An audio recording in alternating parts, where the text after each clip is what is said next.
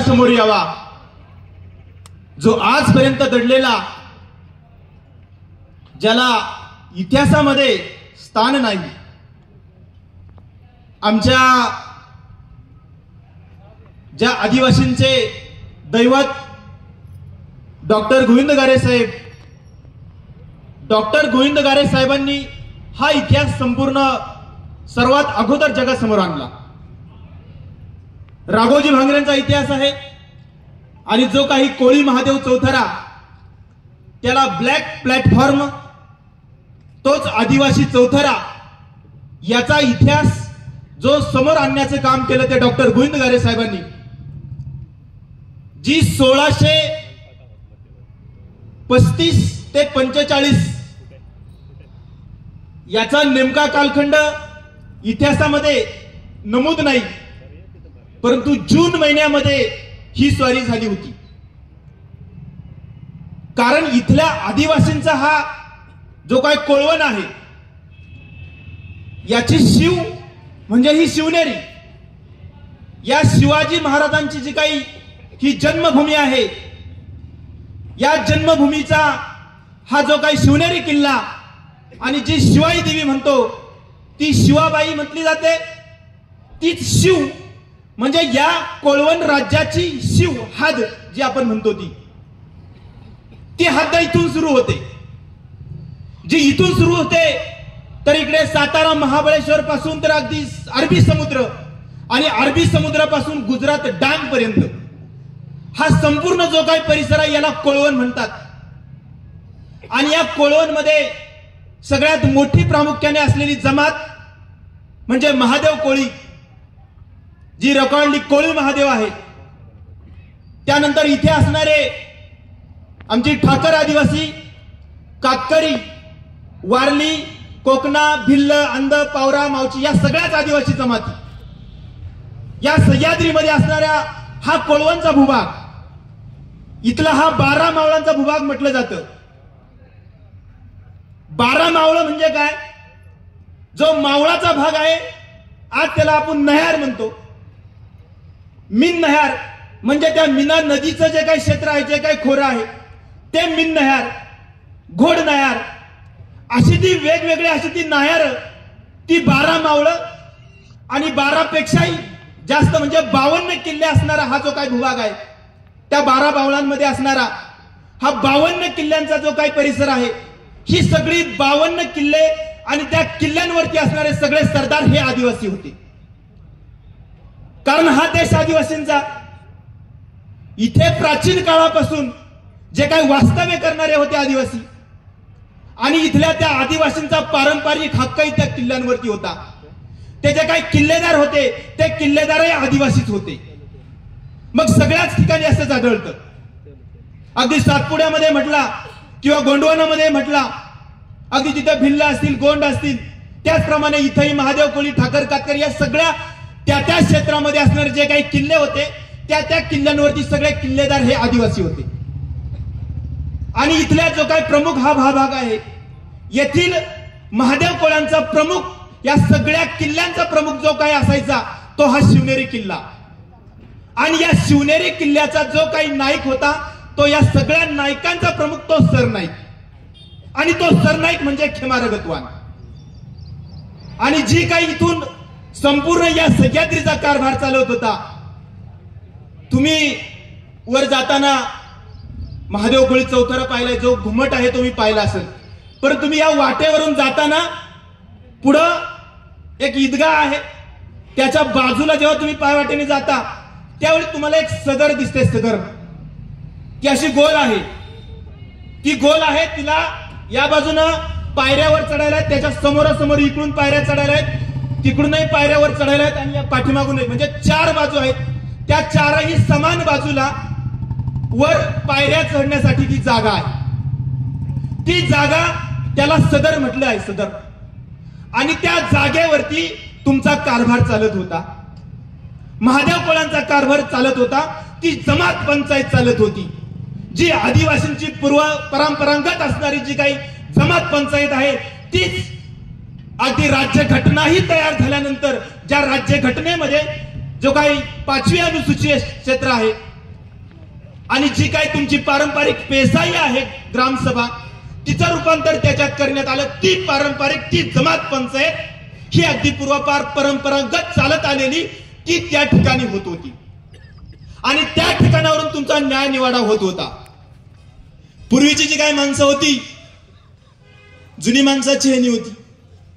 आज आम्ही लय शिकलो, सवारलो, आमचा आम्ही पाया लागलो, आमचा आम्ही काही करील, तुम्हाला काही देणं घेणं नाही, माझा मी पगल, अशी आमची अवस्था झाली. मंडळी जी जुनी माणसं होती, त्या वडीलधाऱ्या माणसांचा, जी काही ज्येष्ठ मंडळी असतील त्यांचा शब्द ऐकला जायचा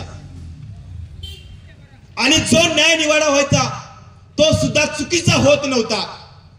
जे न्यायदान होत होतं तेही चुकीचं होत नव्हतं, ते अगदी योग्यच असं न्यायदान होत होतं.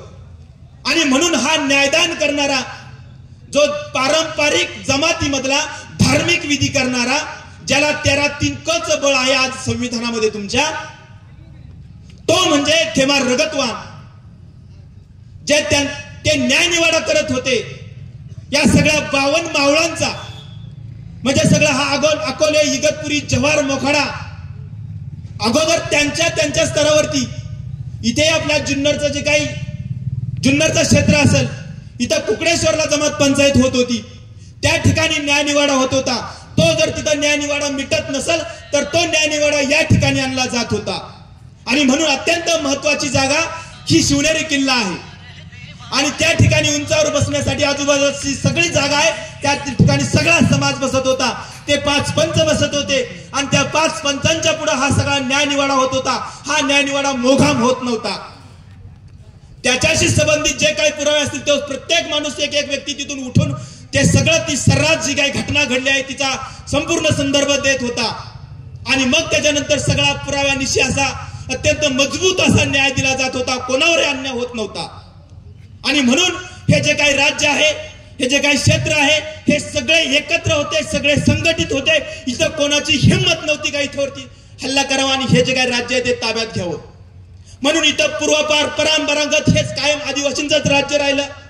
मलिक उल तुजार, बहामनी राज्य, निजामशाह, आदिलशाह, तुम्हाला माहिती आहे ते इतिहासात शिकलोय आपण. हे वेगवेगळे सगळे राज्य, हे राजे होते. यांनी वेळोवेळी ती राज्य ताब्यात घेण्याचा प्रयत्न केला, परंतु मंडळी लक्षात ठेवा, एकदाही इथल्या ज्या काही बाकीच्या आदिलशाही असतील, निजामशाही असतील, बहामनी असेल, तर यांना ते राज्य घेता आलं नाही. फक्त काय झालंय, 1443 ला मलिक उल तुजार यांनी एक मुसलमान राजा नेमला, परंतु तो फक्त नावाला नेमला होता. जी काही सत्ता आणि जे काही शासन चालायचं ते सगळे महादेव कोळीच चालवत होते. निजामशाही आली, आदिलशाही आली, यांनी तशाच पद्धतीने प्रयत्न केला, परंतु जे कायम जरी वेगवेगळ्या राज्यां, वेगवेगळ्या कालखंडामध्ये राजे बदलले, फक्त राजे नावाला नेमित होते, फक्त त्यांच्या नावाने त्या ठिकाणी नावाचा लेबल लावला जायचा, परंतु ते सत्ता करत नव्हते. जी काही सत्ता होती ती कायम महादेव कोळ्यांची आणि आदिवासी जे असतील या सगळ्यांचीच कायम सत्ता चालत होती. आणि मग या नंतरच्या काळामध्ये जे काही झालं की एक तोरणमल नावाचा जो काही सचिव होता, त्याने परत आदिवासींचे हे जे काही महादेव कोळीचा चौथरा जो काही इतिहास आहे त्या संबंधितला जी काही घटना आहे की इथले अधिकार कमी करण्याचा प्रयत्न केला. आणि मग महादेव कोळ्यांच्या लक्षात आलं की आपले अधिकार कमी केले जात आहेत. आणि मग तिथून पुढे बंडाला सुरुवात झाली. आणि मग या बंडाचं आदिलशाह, निजामशाह यांनी सांगितलं की इथे जरी अगदी मुघल बादशाह शहाजहानला सांगितलं, इथे जरी तुम्ही राज्य केलं किंवा तुम्ही जरी तुमचा सेनापती या ठिकाणी नेमला किंवा तुमचाही जरी राजा नेमला, तरी हे तुम्हाला ती सत्ता करू देणार नाहीत. इथे त्यांची महादेव कोळी, ठाकर, कातकरी जे काय असतील त्या आदिवासींचीच कायम इथे सत्ता चालते. आणि म्हणून यांचा विनाश करायचा असेल, यांचं राज्य जर ताब्यातून घ्यायचं असेल तर तुम्ही मोठी फौज पाठवा. आणि मग ती मोठी फौज शहाजहानने दिल्लीवरून पाठवली आणि रणजुल्ला खानाच्या नेतृत्वाखाली ही मोठी इथं फौज पाठवली. आणि मग ही फौज पाठवल्यानंतर इथं जो काय आपला खेमार रगतवान होता याच्या नेतृत्वात इथे लढाई झाली. आदिवासी काटक आहेत, शूरवीर आहेत, घाबरणारे नाहीत, ते इतर वेळी तुम्हाला ऐकणार नाहीत. मग याचा वेळ कोणती शोधायची तर ती पावसाळ्यामध्ये इथं या शिवनेरी आणि या परिसरात भयंकर पाऊस पडतो आणि मग हा पाऊस, या पावसामध्येच यांच्या बरोबर तुम्हाला लढा देता येईल आणि हा लढा द्यायचा असेल तर या पावसाळ्यामध्येच तुम्हाला ती लढाई करावी लागेल आणि म्हणून जून मध्ये ही स्वारी झाली आणि मग ह्या जून मधल्या या स्वारीमध्ये जे काही 1-2 महिने युद्ध चालू झालं त्या युद्धामध्ये समोरासमोर लढाई झाली, या किल्ल्याच्या आजूबाजूला लढाई झाली, किल्ल्यावरही लढाई झाली, घनघोर युद्ध झालं. परंतु ज्या मोगल बादशाहचं सैन्य होतं ते मोठं अमाप सैन्य होतं, 50,000हून जास्त सैन्य होतं आणि मग यांच्या पुढे आपला टिकाव लागणं शक्य नव्हतं. तरीही निकराने लढले सगळे आणि मग शेवटी काय झालं, आपण कमी पडलो, आपले सैन्य कमी पडले, पण आम्ही कधी डगमगलो नाही. सगळ्या या सैन्यांच्या पुढे निकराने लढले, त्यांची मुंडकी उडवण्यात आली, यांचा शिरकाण करण्यात आलं आणि या ठिकाणी सामूहिक शिरकाण जे झालं ते या सगळ्या गावागावांमधून महादेव कोळ्यांना पकडून नेलं जात होतं. आणि जो काही चौथरा आज आहे, तुम्हाला जो काही घुमट दिसतोय, त्या घुमटाच्या पाठीमागे परत एक चौकोनी जागा आहे, परत एक छोटासा चौथरा आहे आणि त्या पारासारखी जागा आहे. त्या ठिकाणी नेऊन मुंडकं तोडलं जायचं आणि इकडच्या बाजूला जो काही खड्डा होता त्या खड्ड्यामध्ये ते मुंडकं काढलं जायचं आणि तो जाणीवपूर्वक शिवनेरीच्या सगळ्यात उंच जागी, ज्या ठिकाणी तुमची जमात पंचायत बसत होती त्याच्याच बाजूला हा शिवनेरी सगळ्यात उंच जागा, त्या उंच जागेवरून सगळ्या या जगाला दिसावं की यांनी परत कधी बंड करू नये, यांना कायमची भीती, कायमची दहशत बसावी, यासाठी ती सगळ्यात उंच जागा निवडली. त्या ठिकाणी तो खड्डा खणण्यात आला आणि त्या ठिकाणी ती मुंडकी काढण्यात आली. त्याची जी काही नोंद आहे, आज पुणे गॅजेट आहे, त्यानंतर बॉम्बे गॅजेट आहे, मराठा एम्पायर आहे, या सगळ्यामध्ये त्याची नोंद मिळते.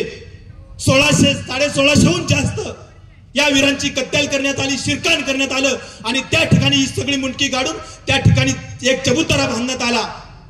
आणि मग चबुतरा बांधल्यानंतरही अगदी शहाजहान सुद्धा चकित झाला, कारण इथून पहा, हे कुसूर गाव आहे, हे कुसूर गावामध्ये महादेव कोळी होते. हा जुन्नरचा जो काही परिसर आहे, ह्या जुन्नरच्या ह्या सगळ्या जे काही शहर आहे, या शहरामध्ये सगळे महादेव कोळी होते. हे खेमार रगतवानांचं गाव जे आहे ते धामणकेल गाव आहे. आज तिथे 4-5 घरच राहिलेली आहेत. म्हणजे त्यांचा सगळा निर्वंश करण्यात आला, त्यांचा वंश सगळा संपवण्यात आला. ते धामणकेल गाव, तिथे 4-5 असणारी रगतवानांची घरं. आणि हे शिरकाण मनसर पासून झालेलं आहे. हे फक्त तुमच्या जुन्नर परिसरात नाहीत, मनसर मधले महादेव कोळी आणले गेले कापण्यासाठी या ठिकाणी. मनसर पासून तर घोडेगाव पर्यंतचे जो काही तुम्हाला शिनोली पर्यंत जो भाग दिसतो तिथपर्यंतचा हा संपूर्ण भूभाग आहे. या सगळ्या परिसरातले महादेव कोळी आणून त्यांचं इथं सामूहिक शिरकाण करण्यात आलं आणि मग त्याच्यावरती तो चबुतरा बांधण्यात आलेला आहे. याचा नेमका 1600 सुद्धा आकडा नाही, रेकॉर्डली फक्त आपल्याला 1600 आहे. तर 2-3 हजार 4-5 हजार किती असेल त्याचं काही प्रमाण नाही, कारण त्या फक्त जो चबुतरा तुमचा बांधलाय तिथंच फक्त 1650हून जास्त टाकलेत. बाकीचे तुम्ही आज जर त्या शिवनेरी किल्ल्याचं बांधकाम चालू असताना पाहिलं असेल तर त्या आजूबाजूच्या सगळ्या परिसरामध्ये जी काही माणसांची जे सांगाडे सापडले तिथेही मुंडकी सापडलेली आहेत. जे किल्ल्याचं बांधकाम चालू असताना बरेच आमचे बांधव मजुरीला होते, तिथे सगळ्यांना माहिती आहे हा विषय. म्हणजे फक्त त्या जागेवरच नाही तर त्या आजूबाजूच्या सगळ्या ह्या किल्ल्यावरची सगळी तुम्हाला आज हे सांगाडे मृतदेह सगळे सापडतात, सगळी हाडं सापडतात. म्हणजे हा एवढा मोठा इतिहास आहे. आणि म्हणून या क्रांतिकारकांनी आपल्या प्राणाचं बलिदान दिलं, पण यांच्या पुढे कधी झुकले नाहीत.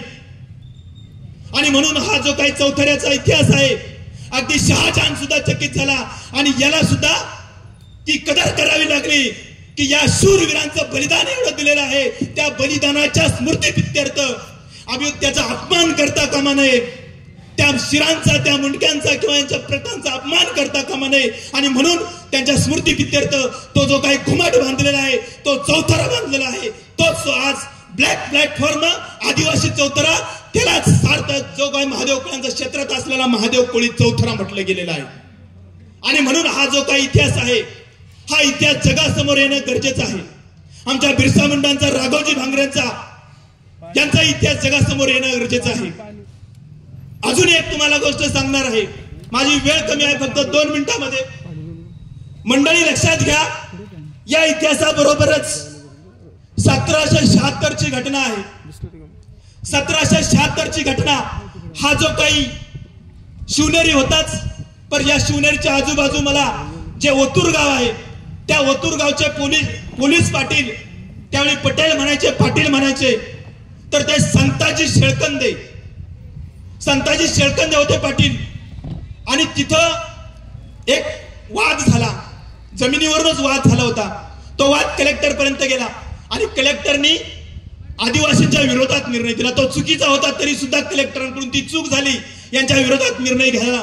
आणि त्या ठिकाणी ज्या वादाचं रूपांतर मोठ्या युद्धामध्ये झालं. आणि मग नाना फडणवीस, पेशव्यांच्या काळातली घटना आहे ती. नाना फडणवीस यांनी इथं या महादेव कोळ्यांना मारण्यासाठी सैन्य पाठवले. आणि मग त्या ओतूर आणि या परिसरामध्ये ती लढाई झाली.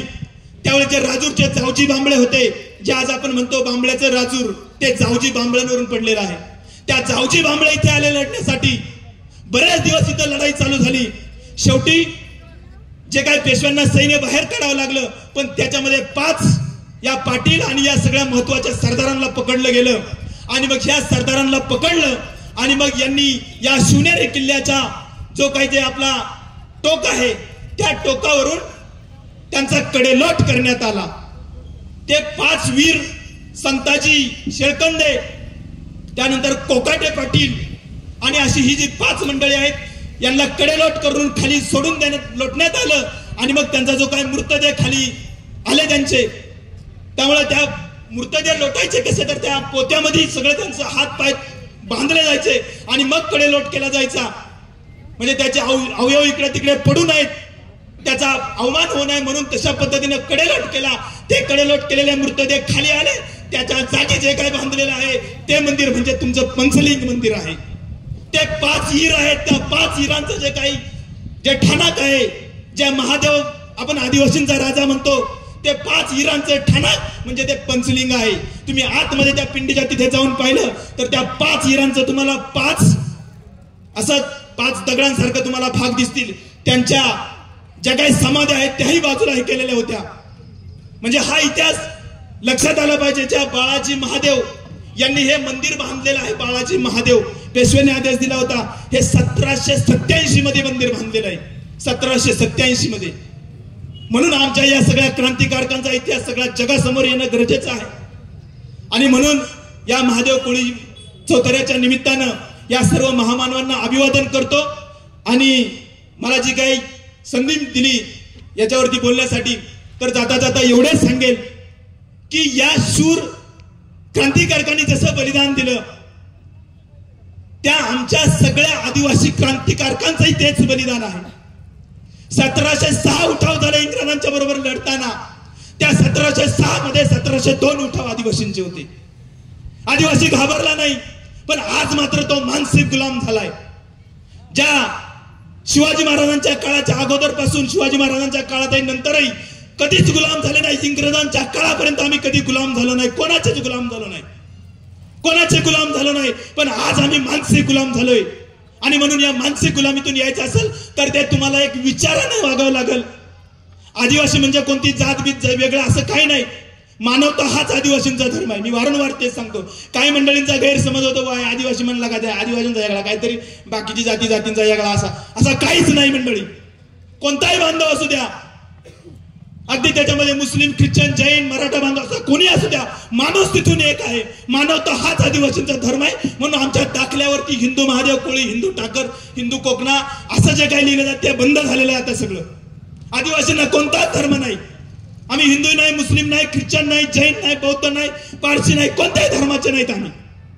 कारण आम्ही जर इथे हिंदू सांगितला, हिंदू महादेव कोळी, हिंदू ठाकर, हिंदू कातकरी वारली, आमचा इथला पिंपळवंडीचा भिल्ल काय सांगतो, हिंदू भिल्ल.